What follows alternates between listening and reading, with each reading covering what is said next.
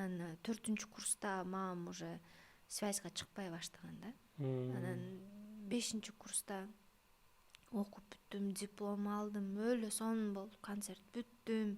Тим эле сонун ойноп туруп, машина бар болчу ушундай.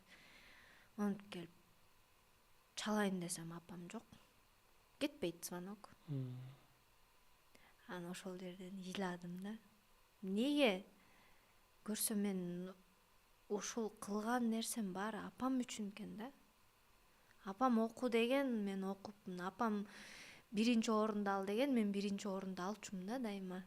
Апам ушундай болду, заслуженный алды эле ушинтерчү. Эмне кереги бар мам заслуженный? Эмне кылам, бышырып жейинби? Анан кече жакында мыкты кызматкери беришти. Министерстводон. Куттуктайм. Рахмат. Ошондо деле түшүнүп атам, баары апам үчүн экен. Ошо 5-курсту бүткөндө отуруп сүйүнчүмдү эч ким менен бөлүшө албай калдым да.